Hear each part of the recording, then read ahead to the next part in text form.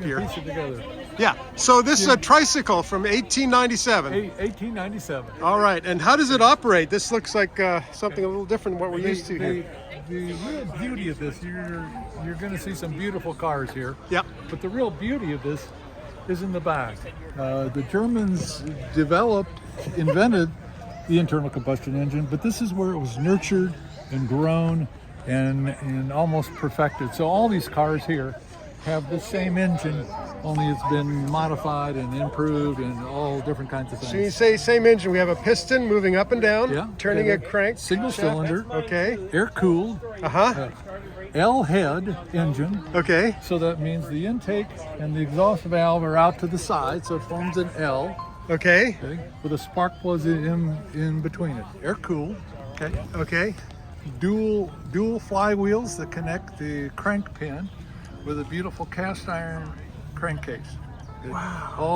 All things that you'll see these days. Interesting. It's fired by an induction coil.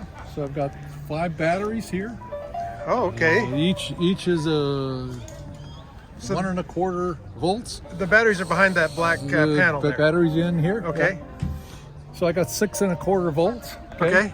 6-volt batteries existed well into the 30s. Now you probably got a 12-volt battery. Okay. Okay, but this 6-volt battery Uh-huh. goes down to a coil. Uh-huh. It's a induction coil. It's got That's it. a few primary windings and thousands of secondary windings. So it steps it up from Okay. 6 volts to thousands of volts. Oh, wow. Okay. Fires spark plug there. So you'll see And there's that our in a spark modern plug right car. there. Yeah. At this era, the fuel. Okay, Uh-huh. So we don't use gasoline. We use hexane in this Hexane. because the carburetor as we know it today wasn't invented yet. Okay. So all this is simply a vapor carburetor. It's called a surface carburetor. Okay. So I got fuel in the tank. The tank drains into the carburetor, surface carburetor, which is just a tank Okay. with liquid fuel down at the bottom and a sealing over it Okay. that keeps that vapor confined and concentrates it. Okay. When the engine turns down on the downstroke, okay, Right. air pressure sucks in that vapor fuel, Okay. okay, and fires it, and that's what causes the combustion. So the piston moving down is literally drawing it in. Literally drawing it in. Okay. So it Interesting. creates a vacuum, Uh-huh. draws in the vapors. Okay. This direct drive, Okay. 11 to 84. I don't know exactly what that ratio is, but it's Okay. 11 turns of the engine, Okay. 84 teeth on the That's the drive ratio. shaft. Okay. Has a differential, okay? Okay. Which is very sophisticated. Right. And it has what's now known as a Dion, okay? Yeah. Rear end. Okay. That's simply a dead axle that everything else hangs off of. Okay. So So, all this is developed, okay? uh-huh. Starts off in 1895 at a 1/2 horsepower. Okay. 1896, it's up to 1 horsepower. Okay. 1897, it's up to 1 1/4 horsepower. And that's this one right here. Actually, this one has an 1898 head on it, so Okay. it's 1 3/4. 1 3/4 horsepower. Okay. Goes up to next year. It goes up to 2 1/4 horsepower. then Okay. Up to 3 So that was rapid Three, development as rapid- far as percentage. Exactly. Wow. Rapid development. Okay. Right. The final story, which is the nicest part of this whole thing, was in 1898 in Milan, Italy. Uh-huh. Okay, the Pritchett Company is making licensed Dion-Bouton tricycles. Okay, Uh-huh. and a 16-year-old apprentice goes to work for him, learns mechanics, learns metallurgy, and starts to race this very type of tricycle. Really? Races it in 14 different races. Wins 5. Okay. Uh-huh. Places second once and third 3 times. Okay. Learns metallurgy, leaves Milan, Italy, moves to Paris, France.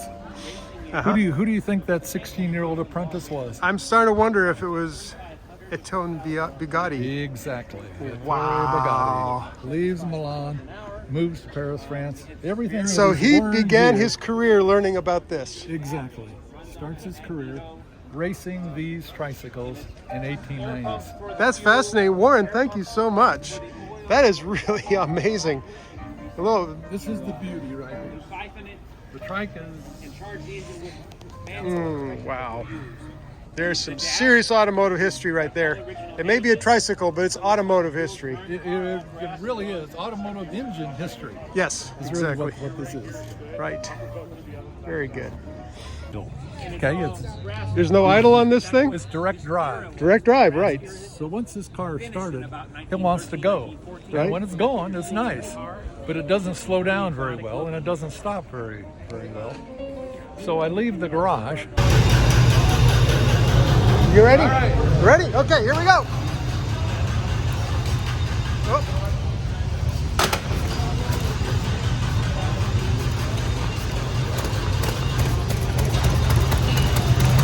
Got her going.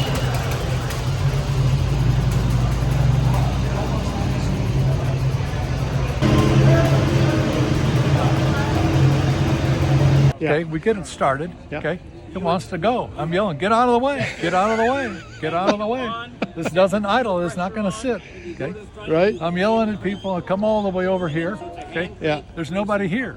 Okay, I circle around this because it wants to go, it's hard to stop. I Right. circle around here. Hey, where am I supposed to park? Yeah. Circle around here, drive it around here.